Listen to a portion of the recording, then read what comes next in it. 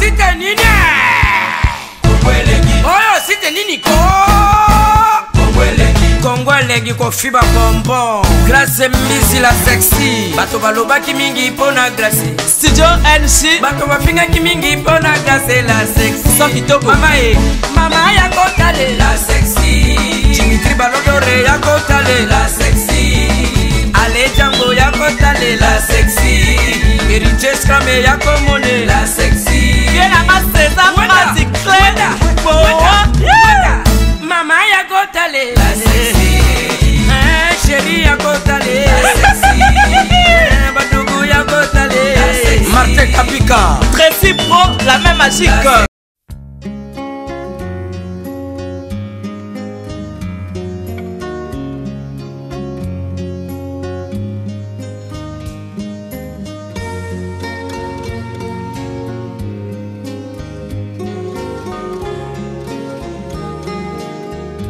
Oui, bienvenue à vous tous qui nous suivez de partout.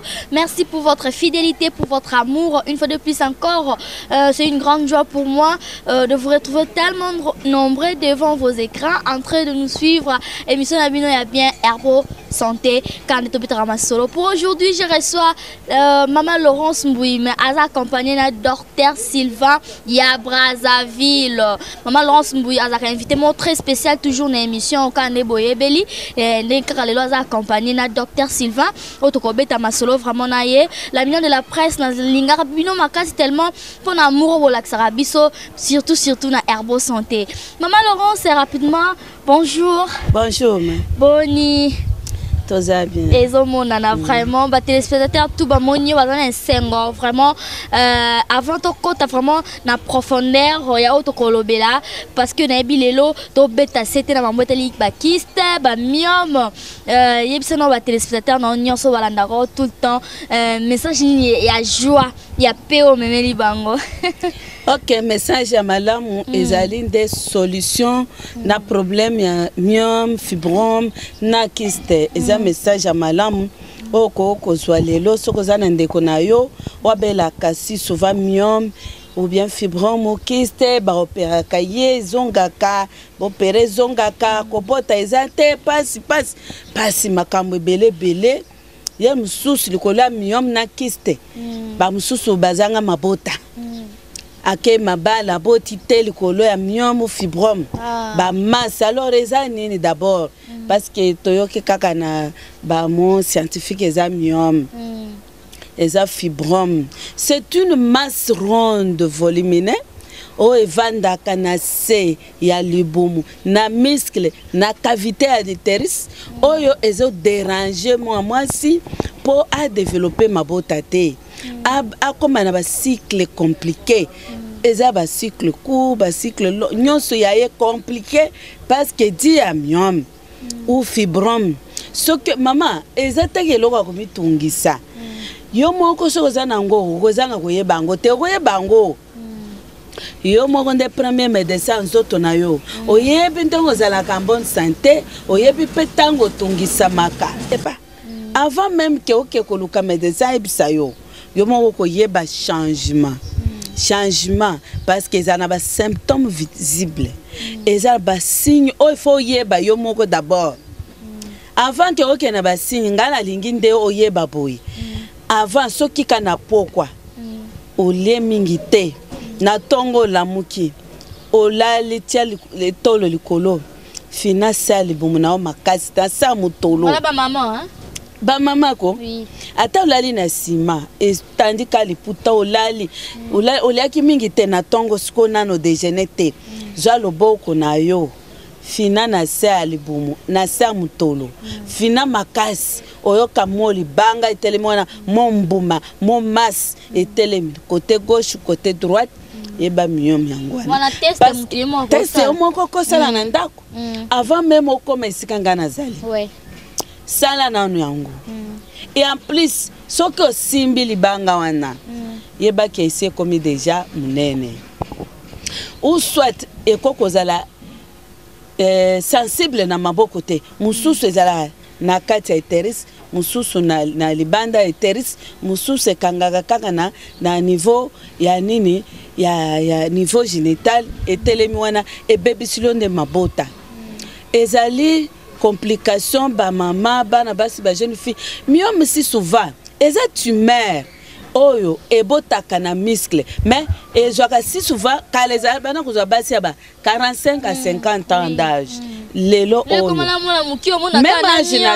même âge na yo bakomi ko présenter ba myome Maman Laurence, kyste fibrome na profondeur en obi même na ba âge danga to comme na ba myome mango ezoya na nini myome ezobota mandenge nini na nzota mwasi. OK, chemin myome ezoyela eza ebele eloko ya liboso nga na koyebisa bino na mukuse mpo naza na ebele ya koloba mpo na kota myome mwana na mikuse bobungisi nature na bino ya bakongole ya solo bobungisi yango bokomi koadapte banature oyo bozalaka nango te boboya mpe médecine congolaise boboya yango or ke eza médecine na yo botama nango lelo oza vivant parce que y avait des ancêtres oyo batika yo na mokili oyo me bana osalela yango myome ezalaka te lokola ezalaki fréquente ezalaki bakarare lelo eza fréquent mpo nini bobungi nzela bozokende kokota na ba nature ezalaka te et en plus soki obeli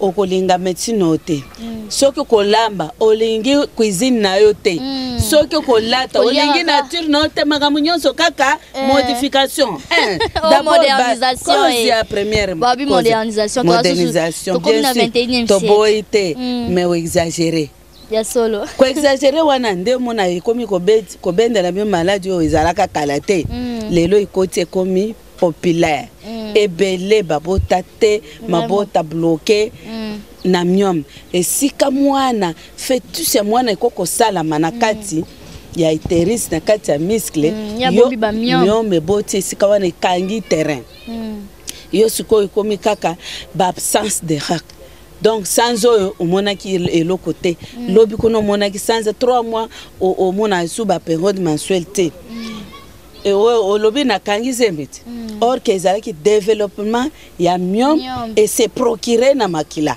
po ya munene ya munene mais yo lobi te na kangi zembi après 4 mois donc après trimestre moko osali avortement olobi te na kangaka na avortaka or que eza mouvement ba myome oyo eosala kaka musala ko se procurer du sang pour bien développer et après ce qu'elle sopawa et bandi ko sopela yo du sang rouge pou et comme on a ba saignement wana et ko yana ba poul on dirait ba katanta ba on dirait ba misunyeza accompagné et za ba présence ya myome myome mususu eza ba sorte ya myome myome eza ndenge moko mususu eza une masse ronde volumineuse mususu ezalaka na mweneti carte d'Afrique nezalaka eza ndenge moko mususu pe eza na forme wana mususu pe eza ronde te eza na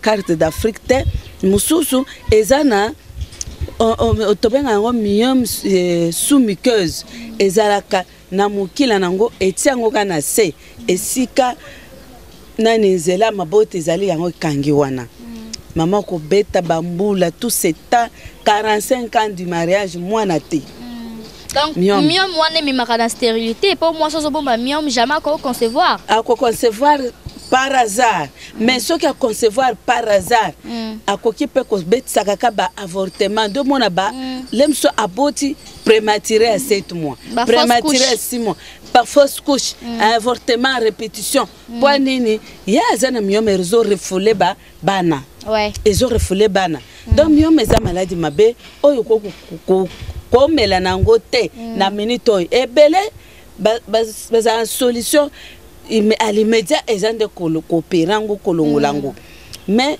ce qui va opérer yo et que plus tard ba opérer sur condition après opération il faut mais maman Laurence ba opération ngoto comme on a opérer mutu myome mais quelques années plus tard mieux maison. C'est normal. Sauf qu'après opération, il faut concevoir quoi. Pour nani moi na pe anyata nyata buka barasine wana. Mais yo après opération otika lika ndenge moko. Otiki estika wana ezaka ka vide. Alors eko profiter sous ma saison wana pour okanga sous zemete. D'où les miens de faire aider. Sauf qu'après opération, il faut ça tout aux oies qui ezali rapide pour kanga. Maman Laurence, si on a pas un cas contraire par rapport à mamba mio maison, a pas na mio mpe ko zonga a susu bien mio me kendra libela. E kendeke libela. Ya solo. Pour ceux qui n'a pas sur médecine. Bazo landanga ebele c'est sila nango. Ezake mutaoya lebosa za mutaoya lebosa bato ebele ponga so na peso traitement. Olandi esili na ozongi so na échographie to vérifier ezali suste. Ezonga pete.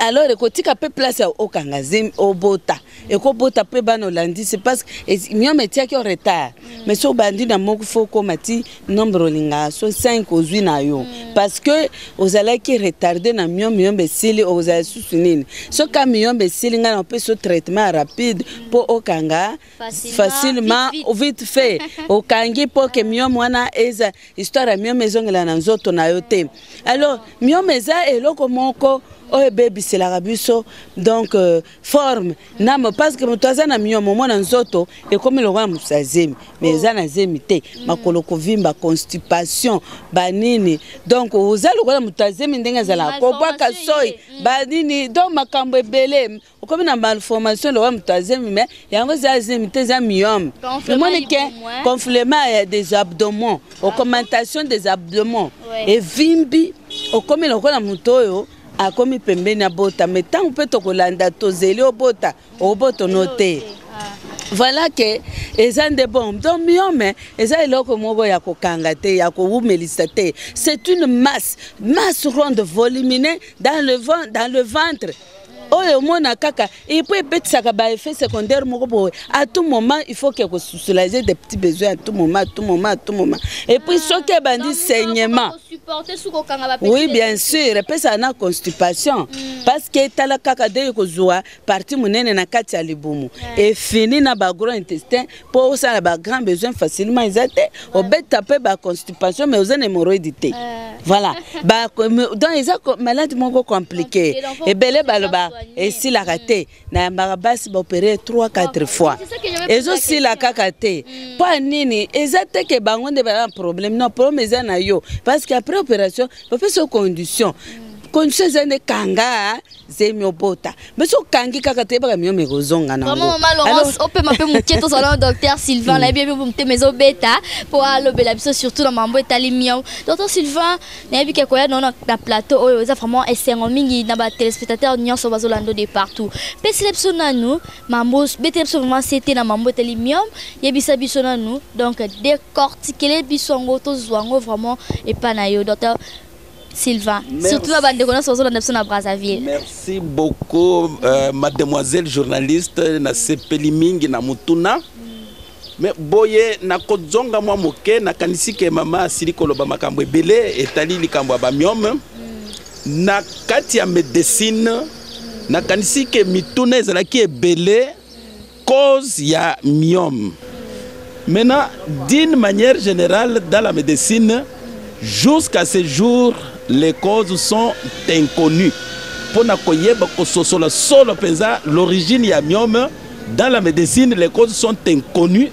Mais, maman Betty c'était na eloko monene, mais cela n'empêche qu'il y ait des facteurs favorisants. Oyo tozali ko incriminer.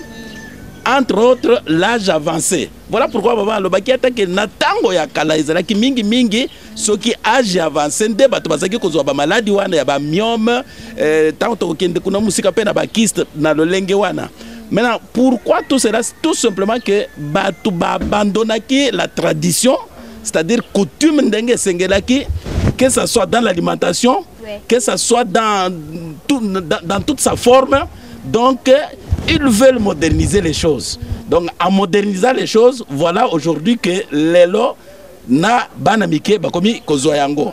Donc on disait que les causes sont inconnues jusqu'à ce jour, mais néanmoins il y a des facteurs favorisants qu'on incrimine.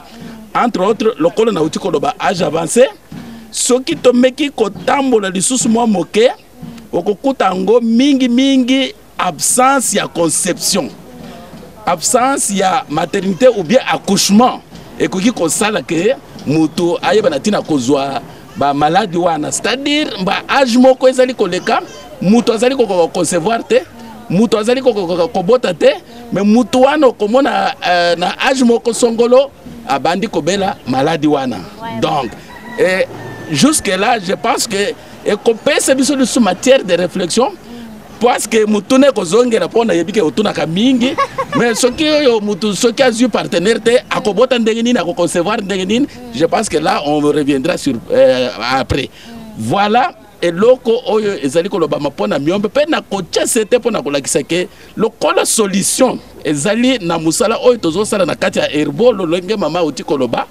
Différence ezali ke mingi bakao tozozwa okomuna mutu azui opération quelques années après, quelques mois après, au moins zongeli. La seule différence est que dans le traitement moderne, on enlève, on coupe, on opère, on intervient. C'est-à-dire bakati parce que mon a communi bimisi ango boye ba fandisi. Et pour repousser les sous. Et pour repousser, on comprendre par là que misisa est tikali. On a coupé mais misisa est tikali et ça lui semblant ya kosila kokaoka. Mais à un moment donné, misisa wane ko banda ko pousser les sous nde o monika ka mutu. Ça les a quoi moi source mon. Voilà. Nde o moni repousser les sous nde o moni les sous mutu ba opéraki et zongi les sous. Et zonga kata 2 ou 3 fois ou 4 fois parce que les cas que nous recevons aujourd'hui, les alika ya mutu lobby que na lembi opération moyenne que de sous na opération ezate.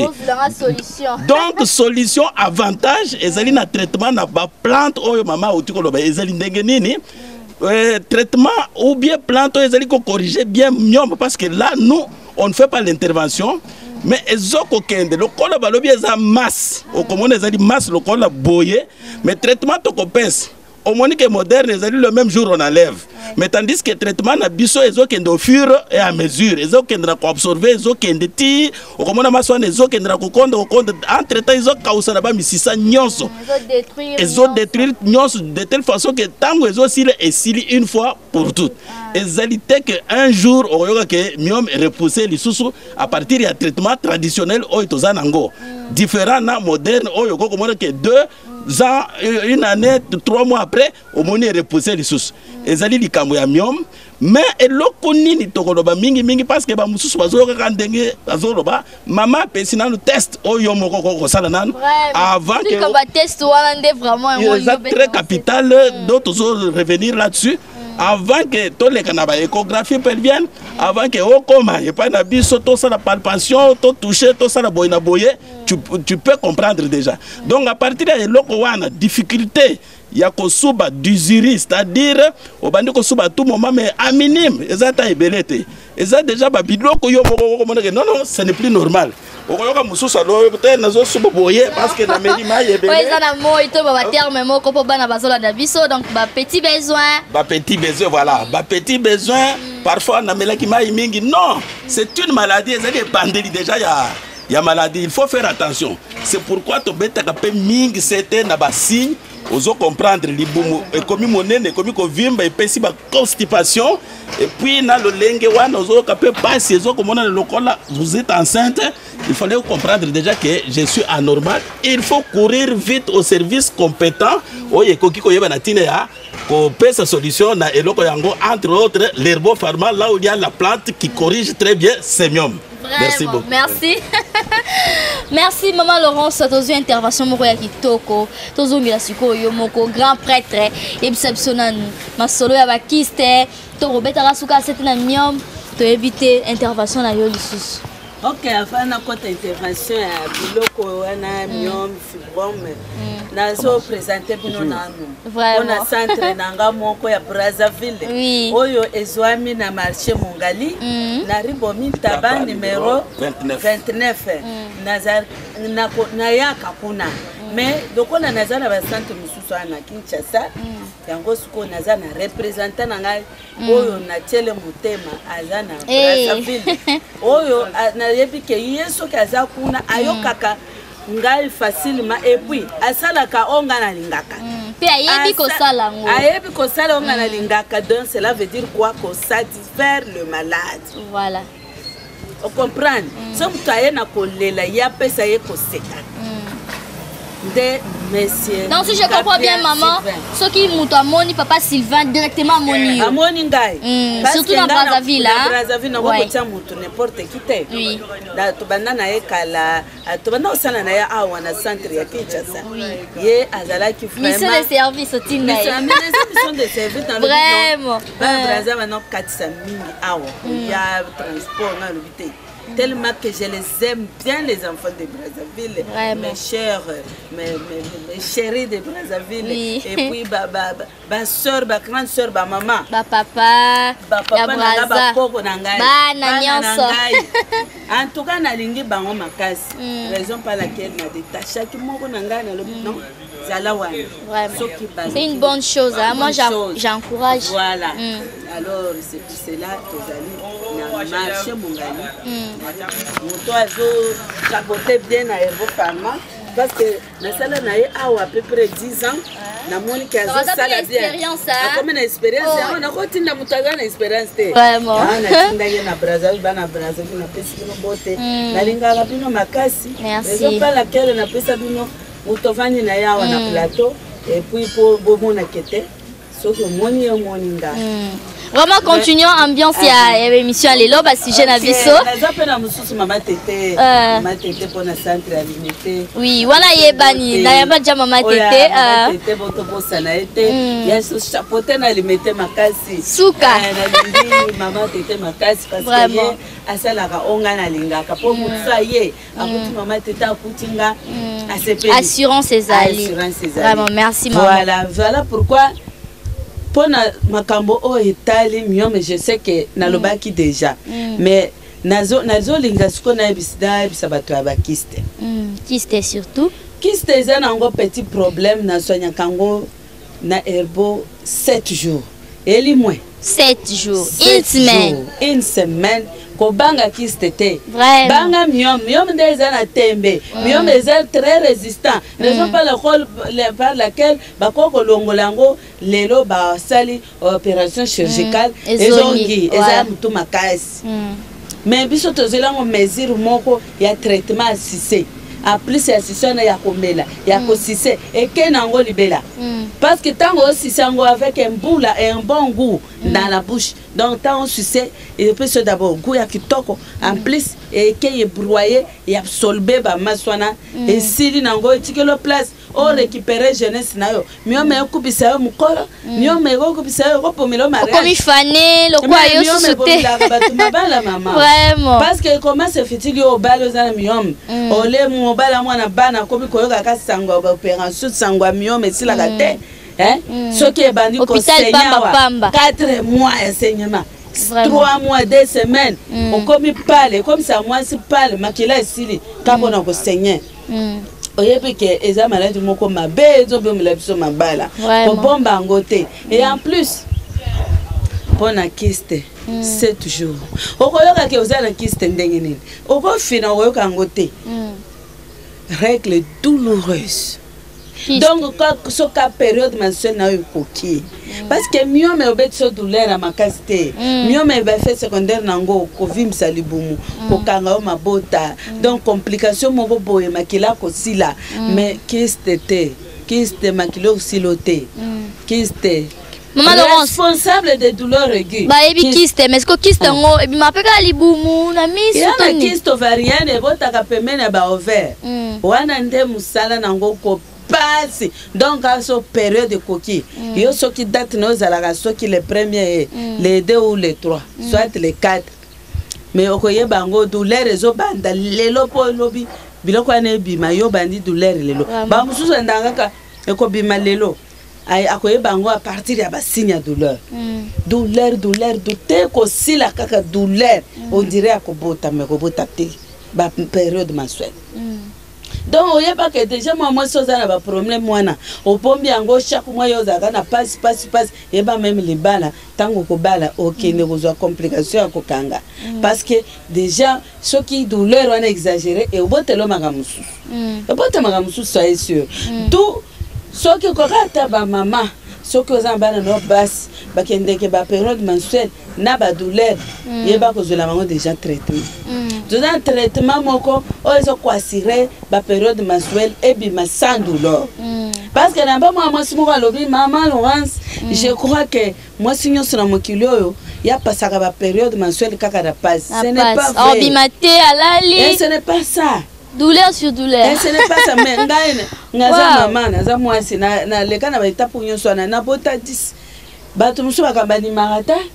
Balo baye malheureusement salo ba pona bana. Est-ce qu'il y a bota? Na boti 10. Mais c'est capia si fait bota combien? Et belé. Na leki nombre de termes. Nombre de termes 12. 12 tribus d'Israël. Demi-casier. Demi-casier. Demi-casier sucré vraiment. Yekuto, agéraka mabota te. Bato bakome ko moderniser 2 enfants, 3 enfants. Ye azo bota na nenga mboka. Moni biso to boti mabe na nenga mboka. Alors, yango sikoyo, tozo bisa yo ke, ce que moni douleur, ezo exagéré pendant le période mensuelle, yeba ke il faut attaquer ngo kit mo za ya kwa attaquer au sérieux. Ce qui va attaquer ngo la prochaine période mensuelle aura passé. Donc, si Nyanango se manifester, surtout ça va douleur wana. Responsable des douleurs et qui est là, le bagno cancao, que l'ocomonco et l'ongo boy. Et voilà. Oui, c'est fréquent. Sans effet, qui ses alliés, au meli et qu'elle est bella. Sans faute, et qui ce que Kaliboum est bête à coucou, Babsuba le bagaïza bana, oui, et ça parle de besoin et tout fait n'ayant cacao na yoana. Et Balabakobota nini yo bombi ki kakao fo longola ye mais appellation normale ya terme normal ezande kyste ovarienne na ba kyste pas kyste za belé et on ngena poser question maman ovarienne oui bien sûr ba kyste za kana bimi mutu na elongi na maboko wana kyste obeteli yango setete wana ba kyste na ezara esa mutu penza pas cité mutu ko se gêner nango mais pas cité mais des formes mutu wana ba kyste nyonso to traiter yango mais voilà pour souci za ki wana ba muso otala boye muso kwa na kyste kangi sous MT omoni est bloqué ye dans zo même la stérilité alors voilà na stérilité mais na lebisa ka bino et chaque fois je dis je répète que moi si ozana mikolo calculer de 20 ans à 40 ans donc de 20 ans à 38 ans bota okata so botite na période nyonso wana yo kobika okobima ndoki ya famille na yo parce que baninga babota yo bota te bakomika bota la ateka mabota et surtout ceux qui oteka bien ozana marchandise na umelaka te mani ya teka mabota na kababana aboka na manjili abota na manjili voilà sala boye donc bako kalisiona makambo ebe maya kalamu kaka yo omoni kwa nini maya fleuve Congo kaka yo partout abosea atia bana na océan kwa nini po oboti te bako finga yo amela milangi o makambo ebele bele okomi sujet moquerie voilà oza mwa mobile mwana mwasi sujet moquerie po nini yo boti te mais biloko ezangisa basi kubota yango na déterminer yango ezaka mibale myomo wana na fibrome na ba infection so bukangi trompe bien ba malformation du col. Alors c'est ainsi que nazo les canabato bazana problème ya hernie. Voilà, surtout hernie papa tika ba papa pe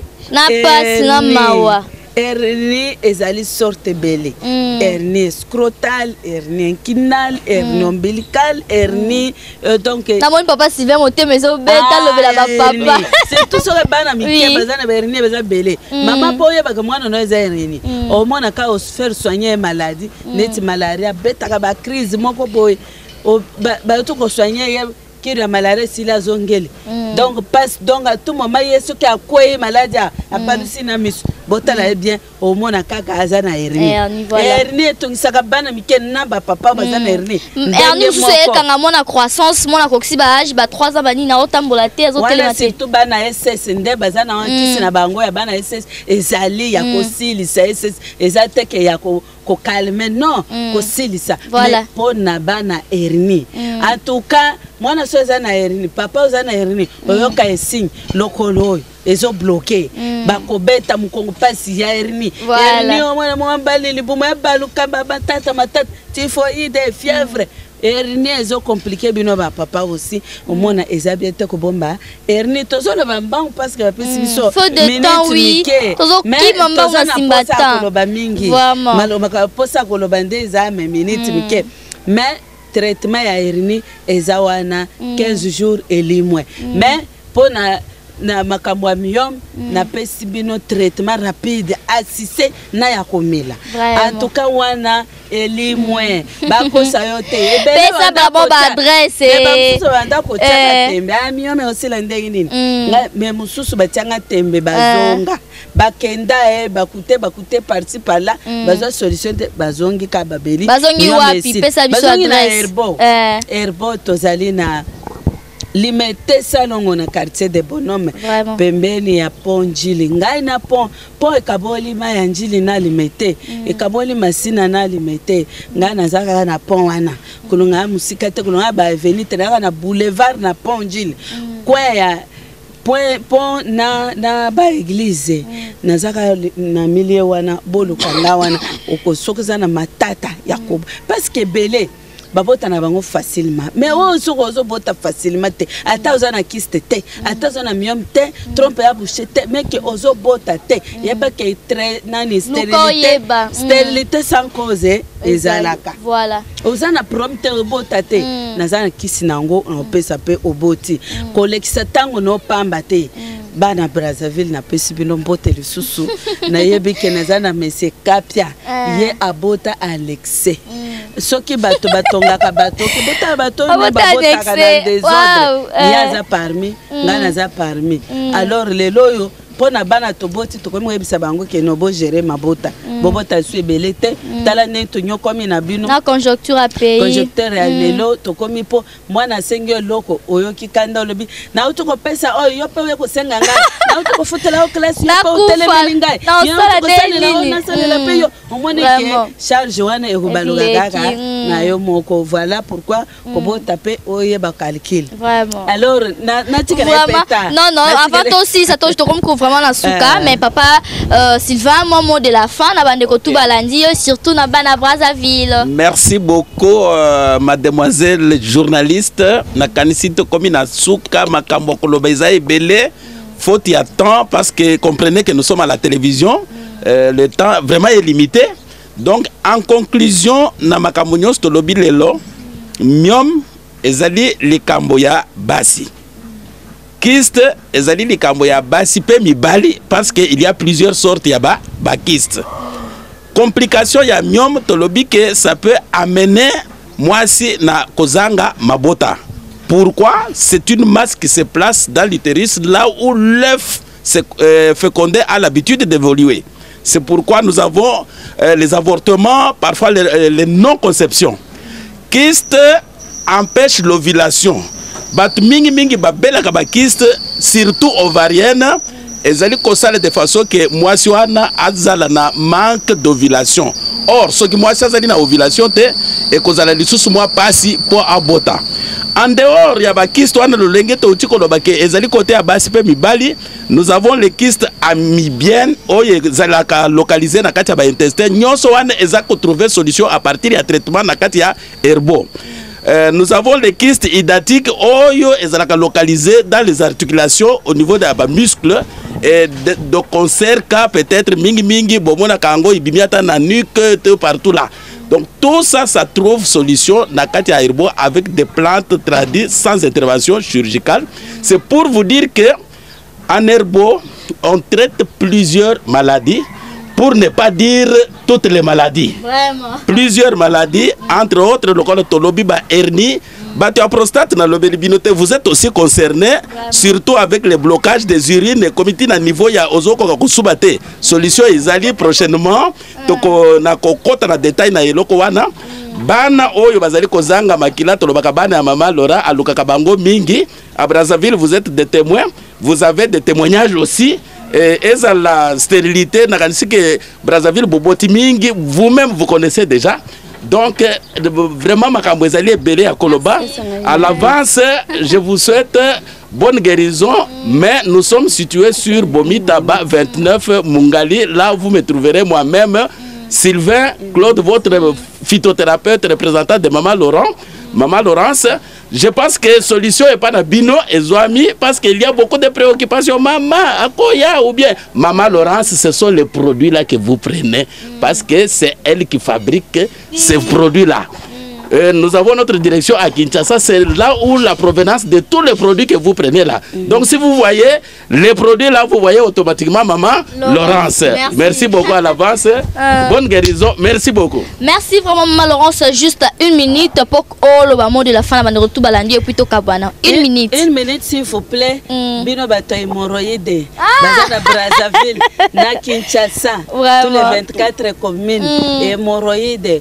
Kokende nango 4 chemete hémorroïde ezosila tokotia mundenge to beteli yango mundenge hémorroïde tozulanga ba disposition nyonso to beteli yango mundenge ekei libelo pisika cadeau vraiment konyoka malisusu na hémorroïde. Merci beaucoup. Ça ne finit pour aujourd'hui. Je vous remercie infiniment. Merci à vous tous ceux qui nous avez suivis de partout. Merci Namour Namino Bolaksarabiso. Là je remercie tout le monde qui ont pensez à moi les jours de mon anniversaire, c'était le 20 juillet. Merci d'avoir été fait à Bango. Merci Nabino tout Bolandi Biso de partout. Kenny, Tracy Belenga, Shaki Kanga, merci pour notre soutien Nabino. Merci Nabino tout. Merci à la grande famille Bella. Merci Nabatu tout Balingara Herbo Santé, Herbo Pharma, Balingara Maman Laurence.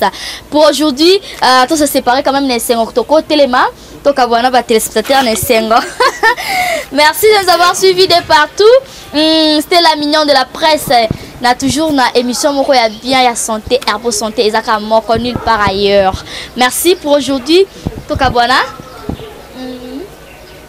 Papa Sylvain. Merci beaucoup. Ok, au revoir, à la prochaine. Voilà.